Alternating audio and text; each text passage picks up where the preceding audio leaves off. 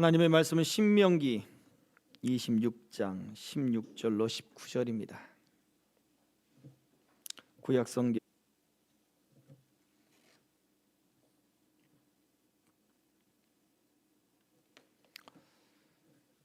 봉독하겠습니다. 오늘 네 하나님 여호와께서 이 규례와 법도를 행하라고 네게 명령하시나니 그런즉 너는 마음을 다하고 뜻을 다하여 지켜 행하라. 네가 오늘 여호와를 네 하나님으로 인정하고 또 그 도를 행하고 그의 규례와 명령과 법도를 지키며 그의 소리를 들으라. 여호와께서도 네게 말씀하신 대로 오늘 너를 그의 보배로운 백성이 되게 하시고 그의 모든 명령을 지키라 확언하셨느니라. 그런즉 여호와께서 너를 그 지으신 모든 민족 위에 뛰어나게 하사 찬송과 명예와 영광을 삼으시고 그가 말씀하신 대로 너를 네 하나님 여호와의 성민이 되게 하시리라. 아멘. 오늘 하나님 앞에 거룩한 백성이 되게 하시기를 주의 이름으로 축복합니다. 아멘. 네, 한 주간도 말씀 가운데 은혜 가운데 우리가 살아가기를 소망하는데 이런 말씀들이 우리 삶의 가치가 되어지고 연결이 되어져야 돼요. 자, 오늘 말씀에도 보면 18절 19절을 다시 한번 보여주세요. 18절 19절. 자, 보세요. 여호와께서 말씀하신 대로 그의 보배로운 백성이 되게 하사. 네, 그러셨죠? 그 다음에 그 백성이 되어서 그 다음에 뭐라고 얘기해요? 그의 모든 명령을 지키라 말씀하셨습니다. 자, 그래서 19절. 그래서 너를 지으신 모든 민족 위에 뛰어나게 하실 것이고 그 다음에 찬송과 명예와 영광을 삼으실 것이다. 그냥 단순히 하나님의 백성이 되는 것 거기서 멈추지 않고 하나님이 영광을 삼으실 것이고 뛰어나게 하실 것이고 찬송이 되게 할 것이고 그리고 하나님의 명예가 되게 할 것이다 라고 말씀을 했어요. 자, 그런데 오늘 그렇다면 이 말씀이 비추어서 오늘 한국 교회와 그 다음에 우리 자신 한번 비교해 보십시오. 우리는 과연 하나님의 명예가 되고 있는가? 하나님의 명예가 되고 있습니까? 하나님의 찬송이 되고 있습니까? 그 기준은 뭘까요? 물론 하나님이 바라보시는 관점에서의 찬송과 명예겠죠. 그런데 그 찬송과 명예가 되는 것, 영광이 되는 모습이 어떠한 모습이냐라고 할 때 그것이 바로 성도의 옳은 행실들입니다. 성도의 옳은 행실들. 그래서 뭐 두 글자로 선행 뭐 이렇게 이야기하지만 착한 행실, 옳은 행실. 그냥 무조건 사람의 기준에 있어서의 착함이 아니라 하나님이 보실 때의 착함, 하나님이 보실 때의 의로운 행위들, 그것이 무엇이었습니까? 율법을 지켜 행해라 라고 하는 것이었어요. 우리가 잘 아는 신명기 28장의 말씀은 무슨 말씀입니까? 복의 말씀이에요. 말씀을 지켜 행하면 내가 복을 받을 것이다. 들에서도 복을 받을 것이고 집에서도 복을 받을 것이고 나가서도 복을 받을 것이고 앉았을 때도 복을 받을 것이고 누웠을 때도 복을 받을 것이다.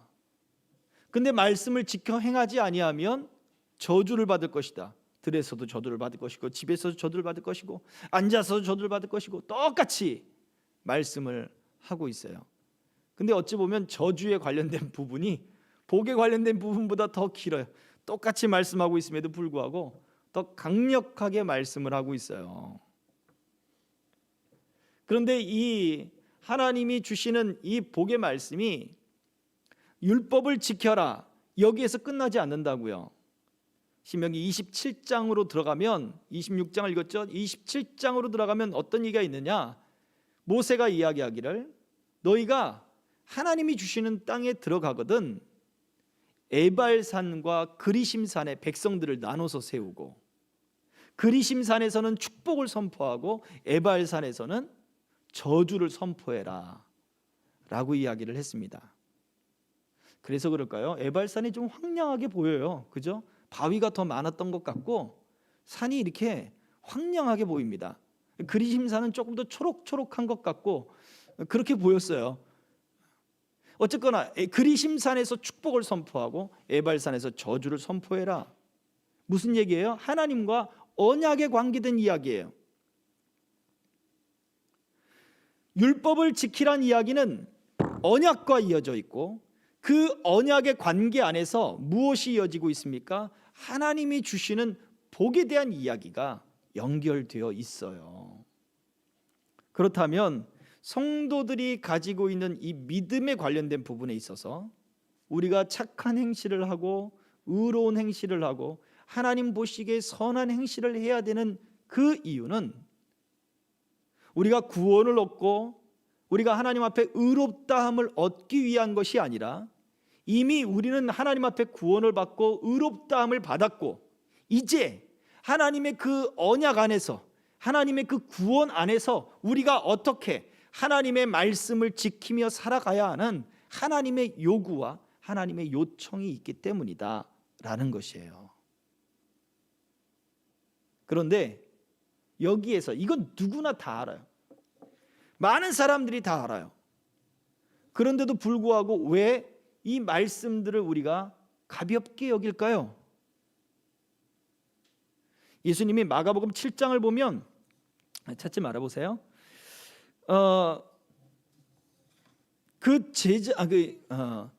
외식하는 사람들에게 이야기합니다. 이스라엘 백성들에게 뭐라고 얘기하냐면, 너희가 그 부모에게 줄 것, 그 부모에게 드릴 것을 고르반이라고 하면 너희가 아무 상관이 없다 라고 책망을 해요. 이 고르반이라고 하는 말, 코르반이라고 하는 말은요, 제사, 희생 제사를 뜻할 때 하는 이야기예요. 단어예요. 희생 제사를 이야기해요. 그러면 하나님께 내가 제사를 지낼 것입니다. 부모님에게 얘기를 하는 거죠. 얘야, 나 이거 먹고 싶다. 아니요, 그 고르반, 그거 하나님께 드릴 거예요. 그게 정말로 하나님께 드리고 싶어서 고르반을 외쳤느냐? 아니면 부모에게 드리는 게 아까워서 고르반을 외쳤느냐? 예수님이 보실 때는 뭐라고 그러신 거예요? 아까워서 고르반을 외친 거예요. 너희가 하나님께 드렸다, 고르반이라고 한다면 그만이다. 이제 그거 손대지 마세요. 그 마음 가운데 정말 하나님께 드리고자 하는 그 귀한 마음을 가지고 고르반을 외쳤느냐? 주님 보실 때는 아니란 얘기예요. 겉에서는 율법을 행한 것처럼 보여요. 그리고 말씀을 지킨 것처럼 보여요. 그러나 그 마음을, 사람의 마음을 보시는 하나님 앞에서는 그게 나를 위해서 외친 소리냐? 네가 아까워서 부모를 공경하기 싫어서 외친 소리 아니냐? 라고 말해주는 거예요. 오늘날 우리 성도라고 하는, 그리스도인이라고 하는 우리가 왜 하나님의 명예가 되지 못하고 하나님의 찬송이 되지 못하고 그렇게 하나님을 높이는 하나님의 백성이라는 이야기를 듣지 못하느냐라고 할 때, 우리가 믿음을 바르게 사용하지 못하고 있기 때문이다 라는 거예요. 이 믿음을 우리는 어디에만 사용합니까? 복을 주실 줄 믿습니다. 내가 요청한 것을 들어주실 줄 믿습니다. 내가 기도한 것을 들어주실 줄 믿습니다.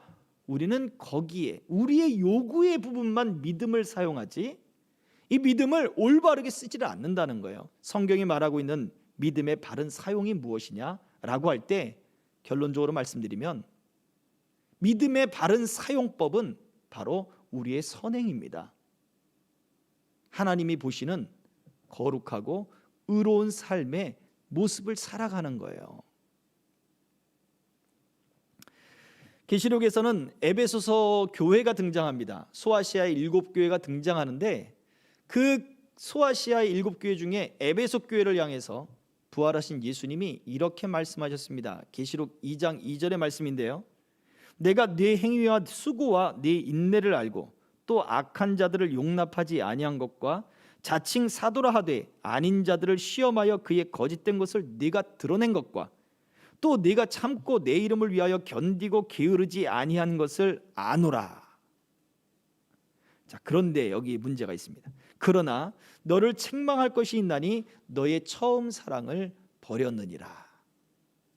너희 처음 사랑을 버렸느니라. 자 보세요. 이들이 한 것은 찾으셨으니까 띄워보세요. 행위와 수고와 인내가 있었어요. 어떤 행위들이요? 악한 이들을 구별해서 받질 않은 거예요. 악한 것과 악하지 않은 것을 구별해내기 시작한 거예요. 그리고 또 더 깊이 들어가서 거짓 사도와 그렇지 아니한 것들을 구별해내는 거예요.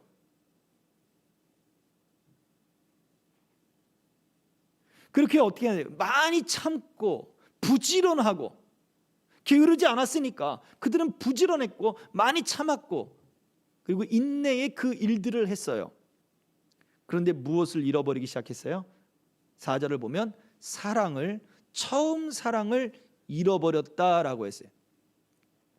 이 이야기는 무엇을 말해주느냐?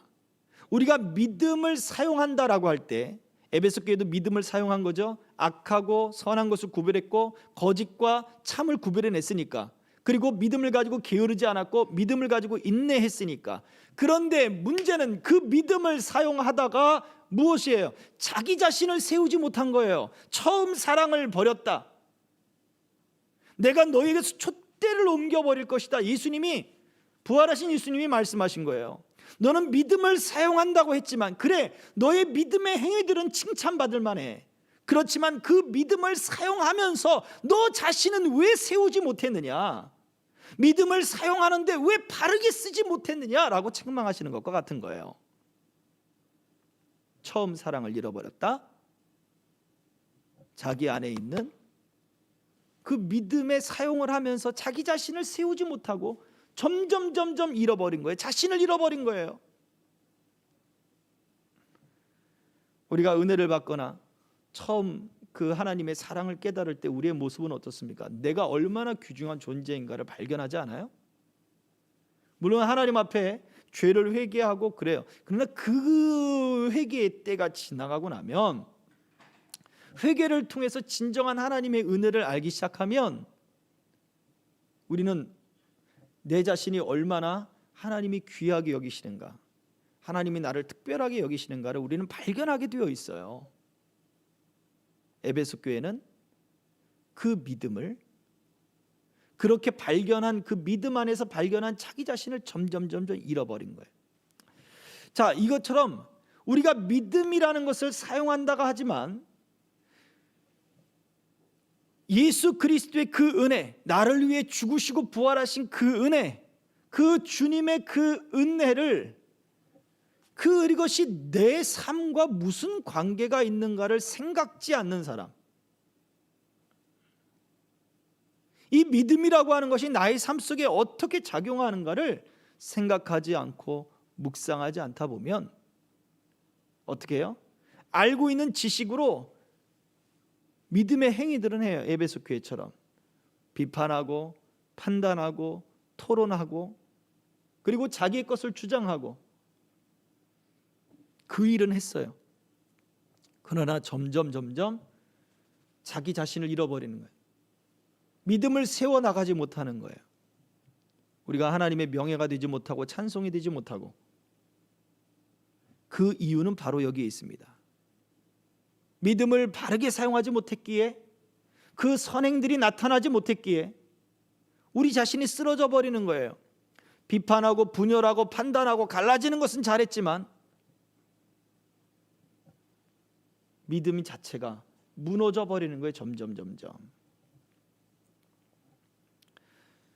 서두에 말씀드렸습니다. 하나님이 주시겠다라고 하는 그 복은 어디의 관계에서, 어떤 문맥에서 흘러나왔습니까? 하나님과의 언약 속에서, 그 문맥 속에서 하나님의 복에 대한 이야기가 등장하고 있어요.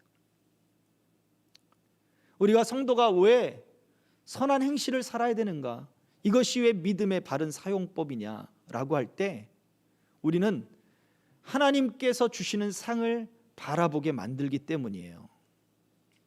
복에 관한 이야기가 성경에 많이 등장합니다.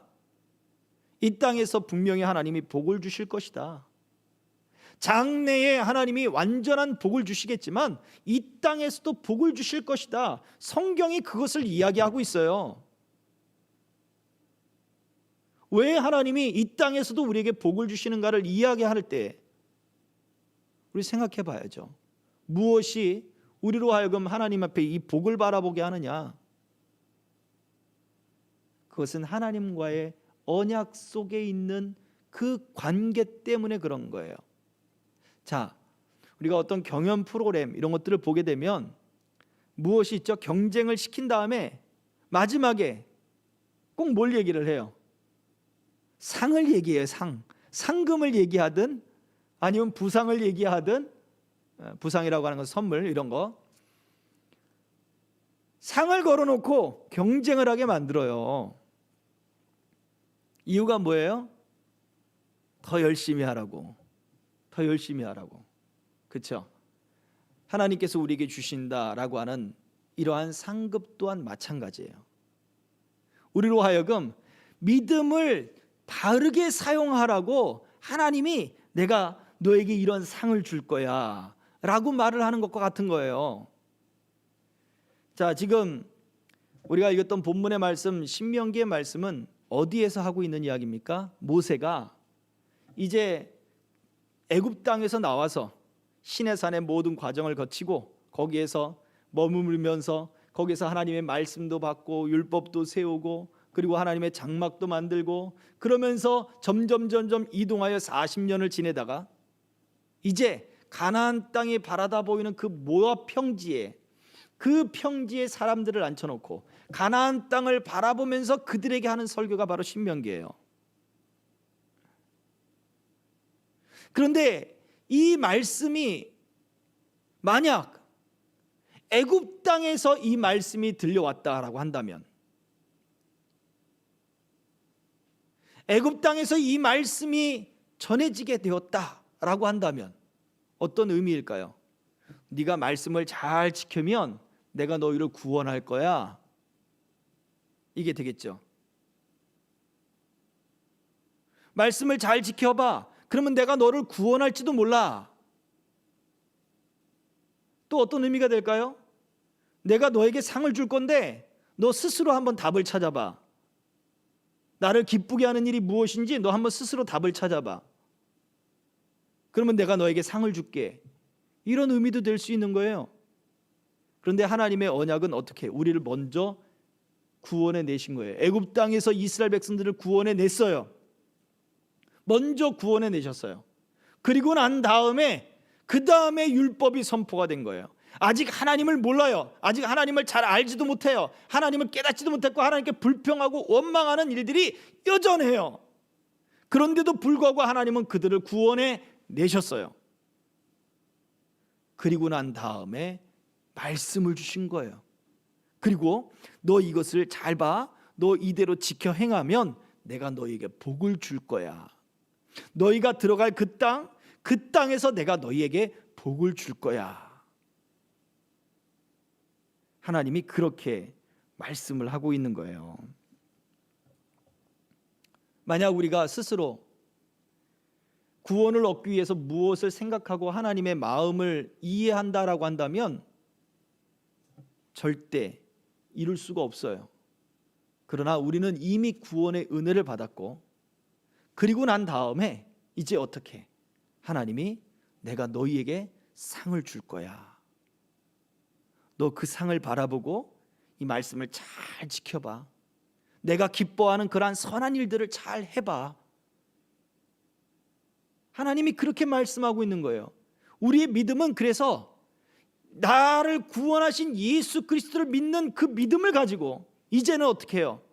나를 다시 하나님이 완성하실 그 날을 바라보면서 우리는 이 믿음을 하나님이 기뻐하시는 선한 일에 사용하기를 힘써야 되는 거예요. 예수님의 비유 중에 이런 비유가 하나 있습니다.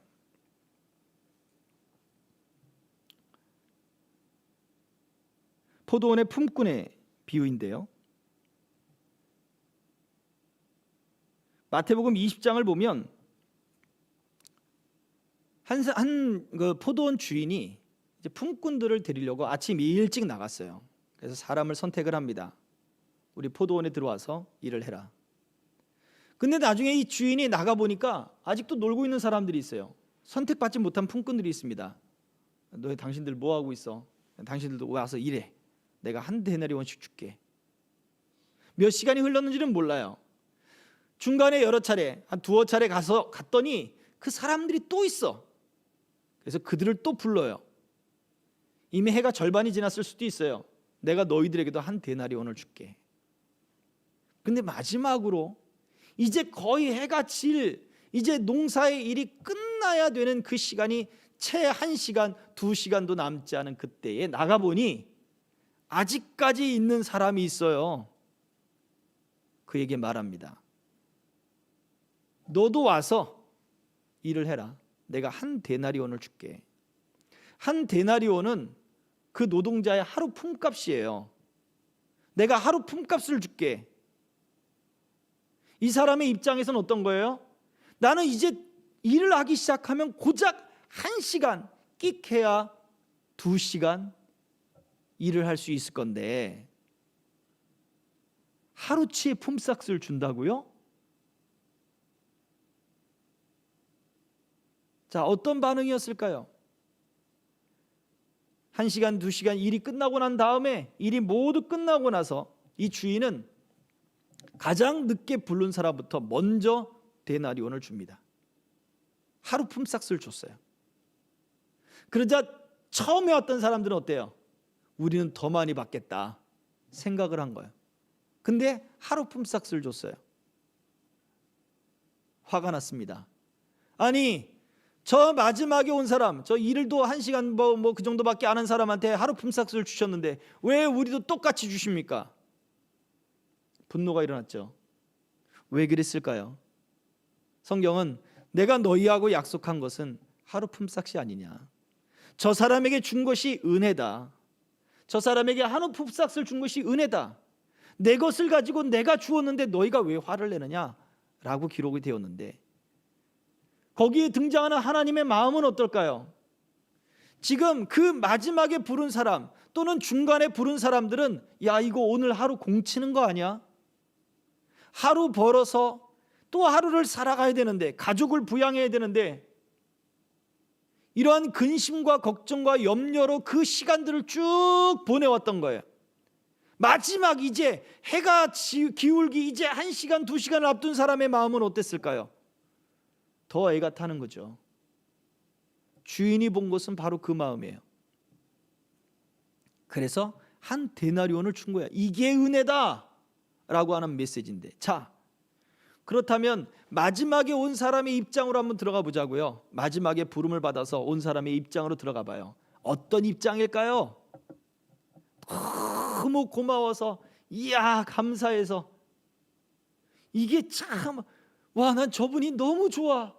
어떻게 저런 분이 내가 같은 하늘 아래서 살고 있지? 막 이렇게 감격하고 감사하고 좋아할 수도 있죠. 근데 만약 오늘날의 성도들하고 비유를 한다면 저는 그렇게 보이지가 않는 거예요. 죄송합니다. 어떻게 보이느냐? 야, 이제 1시간만 겨우 일하면 되는데, 많아야 2시간인데 설렁설렁하지 뭐. 이야, 하루 시간 봐, 1시간 일하고 2시간 일하고 하루 품값을 받게 생겼네. 아싸, 이게 웬 횡재야? 그런 마음을 가졌을 것 같은 사람들이 많다고 느껴집니다. 그러다 보니 주인이 베푼 은혜, 똑같이 이런 마음들을 가지고서 일을 마쳤어도 주인은 약속대로 한 데나리온을 줬을 거예요. 그 사람이 설렁설렁 일을 했든 열심히 일을 했든 주인은 한 데나리온을 줬을 거예요. 너 내가 약속한 대로 한 데나리온을 주지만 참 너 좀 그렇다 라고 혼내키면서 아마 줬을 수도 있어요. 그렇지만 이 사람은 어때요? 한 데나리온을 받았으니 나는 됐어. 야, 이게 공짜로 생긴 돈이야. 그 돈 가지고 어떻게 해요? 가치 없겠어요. 가치 없겠어요. 은혜가 가치가 없어지는 거예요. 하나님이 베푸신 구원의 은혜가 가치가 없어지는 거고 믿음의 가치가 없어지는 거예요. 하나님이 주시겠다고 하는 그 상들이 가치가 없어지는 거예요. 나 그런 거 필요 없어요. 그냥 조용히 출석 도장만 찍고 나는 그렇게 신앙생활을 하면 돼요. 하늘에서 상? 그게 뭐 어떻게 믿겠어요? 있을지 없을지 어떻게 알아요? 그때 가봐야 하는 거죠. 난 지금 내가 누리고 먹고 마시고 난 지금 이게 더 나에겐 상이라고 생각해요. 나에겐 이게 더 중요해요 라고 말하지 않겠습니까? 그러나 정말로 고민 가운데, 근심 가운데, 염려 가운데 내가 하루를 공치면 지금 나를 바라보고 있는 그 내 가족들, 그리고 이 하루를 공친 것 때문에 고통당해야 할 그러한 고통과 염려 때문에 근심하고 불안에 떨었던 사람은 주인이 불러주는 것 때문에 너무 귀한 거예요. 은혜가. 죄에서 우리를 구원해내신 주님의 은혜가 너무 귀한 사람들에게는 하나님이 주시겠다고 하는 상의 가치가 귀한 거예요. 이야기가 틀려요. 가치가 너무 귀한 거예요. 오늘날 우리 성도들의 모습들은 과연 어떤 모습을 가지고 있을까요? 우리가 믿음을 가지고 바른 선한 그런 행위들과 하나님이 기뻐하시는 삶들을 우리가 하나님의 상급을 바라보면서 살아가고 있다면 우리는 그 가치를 높이는 사람들일 거예요. 그러나 우리는 은혜를 천박하게 만들었고 질 낮게 만들었고 하나님의 이름을 땅에 떨어뜨려 버리고 맙니다.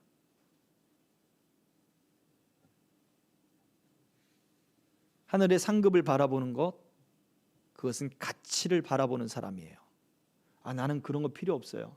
아니에요. 하나님이 이 상급을 이야기해요. 내가 너희에게 상을 줄 거야. 최선을 다해서 달려봐. 최고로 해봐. 너는 나의 명예가 될 거야. 네가 걷는 그 일이 내게는 찬송이 될 거야. 하나님이 지금 우리에게 그렇게 지금 격려하고 독려하고 계셔요. 그래서 우리의 성도의 착한 행실들, 이런 믿음의 선한 행동들은 우리가 구원을 얻기 위한 것이 아닙니다. 구원은 오직 예수 그리스도의 공로로 이미 얻어진 거예요.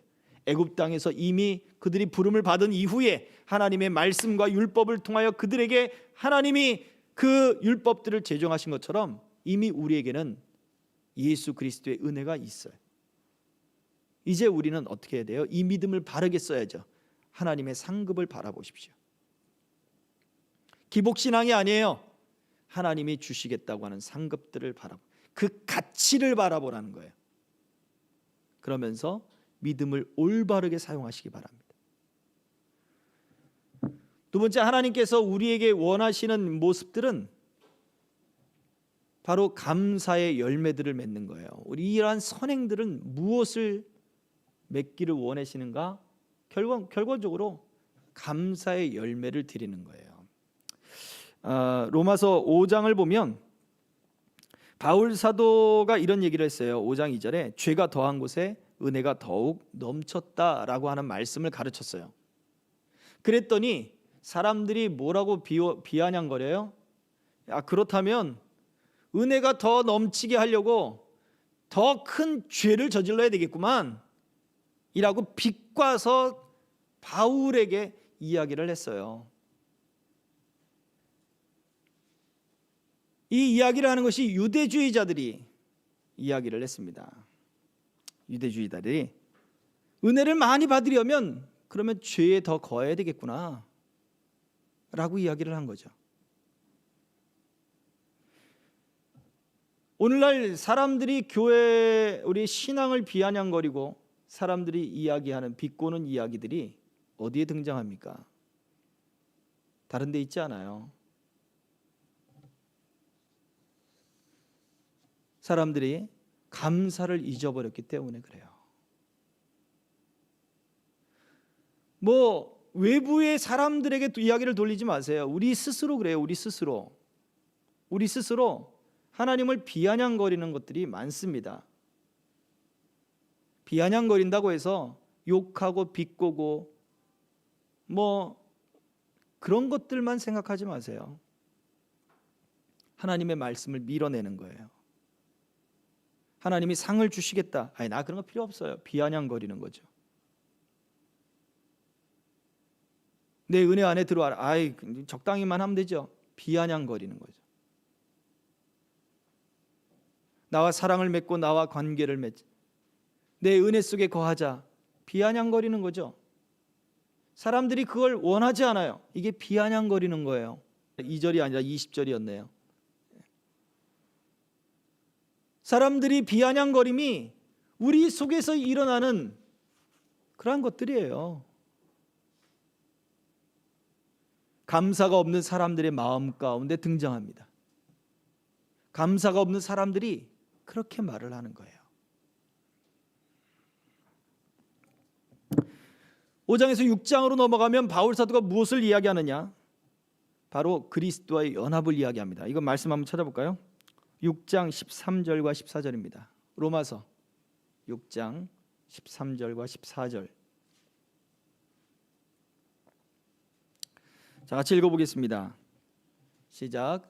또한 너희 지체를 불의의 무기로 죄에게 내주지 말고 오직 너희 자신을 죽은 자 가운데서 다시 살아난 자 같이 하나님께 드리며 너희 지체를 의의 무기로 하나님께 드리라. 죄가 너희를 주장하지 못하리니 이는 너희가 법 아래 있지 아니하고 은혜 아래에 있음이라. 아멘. 무슨 이야기를 합니까? 핵심적인 것은 예수와 함께 죽었고 예수와 함께 살았지 않았느냐? 예수님과 함께 연합되었지 않았냐라고 말하는 거예요. 그렇다면 그 은혜를 입었다면 13절을 보여주세요. 그렇다면 이제는 너희 자신을 하나님께 드려라. 하나님과 연합한 자가 되라 라고 말해줘요. 연합이라 꼭 붙었다라고 하는 거겠죠. 예수님은 이것을 접붙임의 비유를 표현했어요. 요한복음 15장에 아버지가 농부시고 내가 나무고 너희는 가지다. 가지가 나무에 붙어 있으면 열매를 맺을 것이다 라고 말했어요. 너희가 나와 연합했다면 너희가 열매를 맺을 것이다. 선행이라고 하는 것은 말씀대로 살아가고 말씀을 지켜 행하는 그 선행이라고 하는 것은 우리 믿음의 열매라고 하는 거예요. 가지가 줄기의 양분들을 쭉쭉쭉쭉 빨아먹어가지고 열매들을 내나요? 아니요, 그렇게 말하는 거 없어요. 줄기가 튼튼해야 가지들이 살아나는 거예요. 우리 카페에 죽어가는 화초가 하나 있습니다. 줄기가 튼튼했어요. 바퀴라 줄기가 튼튼했어요. 밑둥이 아주 그냥 커다랗습니다.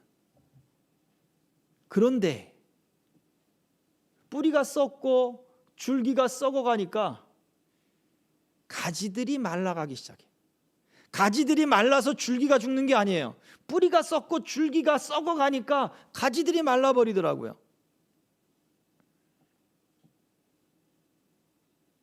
우리 하나님, 우리 예수님은 썩지 않으시는 분이세요. 가지인 우리가 말라가는 이유가 뭐냐? 붙어있지 않았기 때문이에요. 예수로부터 양분을 받지 못하기 때문이에요. 그러나 예수님 말씀해요. 너희가 내 안에 딱 붙어 있으면 너희가 열매를 맺을 것이다. 이 모든 것이 오직 하나님의 은혜입니다 라고 감사하는 것이 당연히 따라오게 되어 있어요. 믿음을 바르게 사용한다면, 우리가 예수 그리스도와 연합하였다면 이것이 하나님의 백성의 모습이에요. 그리스도인의 모습이에요. 성도라 부르는 내가 거룩한 백성이 되게 할 것이다. 오늘 본문의 말씀처럼 그렇게 살아가는 것이 우리 백성들의 모습이에요. 하나님의 백성들의 모습. 그래서 선행이라고 하는 것은 사람의 기준이 아니라 하나님이 기준이 되는, 하나님의 기준이라고 해서 사람들에게 해가 되는 것이 아닙니다. 사람들에게 빛이 되어지는 것, 하나님께서 하나님께서 주셨고, 그리고 또 하나님이 그것을 이루게 하시면서 결국 그 영광이 하나님께로 돌아가게 만드는 것, 바로 그러한 선한 삶을 우리는 감사라고 이야기해요. 하나님께 돌려드리니 그것이 또 뭐예요? 찬송이라고 이야기하는 것입니다.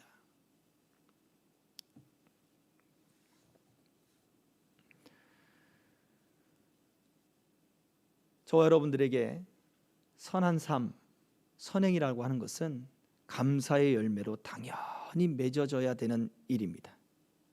과연 나는 이 감사의 열매를 맺고 있는가? 하나님이 원하시는, 또 하나님께 돌려드리는 그러한 선한 삶을 살고 있는가? 생각해 봐야죠. 바울 사도가 고백을 했습니다. 디모데후서 4장 7절에 나는 선한 싸움을 싸우고 나의 달려갈 길을 마치고 믿음을 지켰으니 이제 이후로는 나를 위하여 의의 면류관이 예배되었으므로 주 곧 의로우신 재판장이 그날에 내게 주실 것이며 내게만 아니라 주의 나타나심을 사모하는 모든 자에게도니라.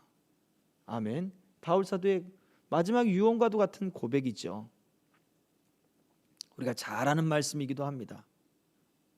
의의 면류관이 내게 예배되었다. 하나님은 우리에게도 주를 사모하는 모든 자에게도 동일한 영광의 면류관을 주실 것임을 바울 사도의 입을 통해 우리에게 들려주었습니다. 우리가 착한 행실을 하는 것, 말씀대로 선하게 살아가는 것, 나는 선한 싸움을 싸웠다, 하나님의 기준에 맞는 선한 싸움을 싸우는 것이 바로 저와 여러분들에게 필요합니다. 상을 주시는 하나님, 감사의 열매를 맺기 원하시는 하나님이 그 영광의 면류관을 주시려고 준비하고 있다라고 말해 주었어요. 오늘 저와 여러분들이 올바로 믿음을 사용하고 있는가를 되짚어 보시기 바랍니다. 왜 내 자신을 세우지 못하는가를 되짚어 보시기 바랍니다. 우리의 믿음을 왜 세우지 못할까? 하나님께 왜 영광이 되지 못하고 찬송이 되지 못할까? 그것은 바른 행실을 하지 않기 때문에 그래요.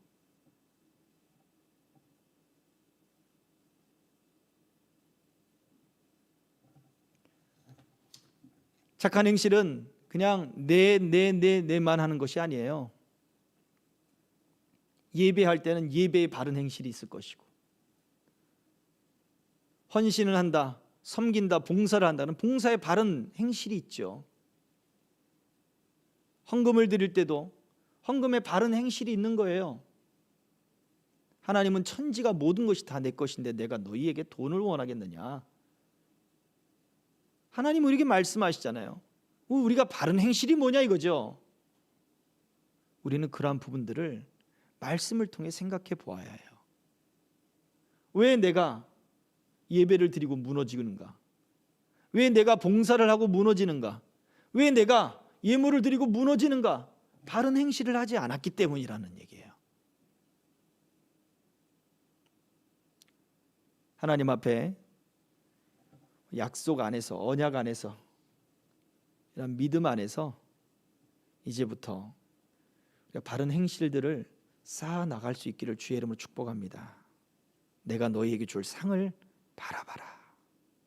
감사의 열매를 맺어라. 의의 면류관이 준비되어 있다. 이 말씀들을 바라보고 우리 자신을 믿음의 높은 곳에 세울 수 있는 믿음의 사람들 되어지시기를 주의 이름으로 축복합니다. 아멘. 기도하겠습니다.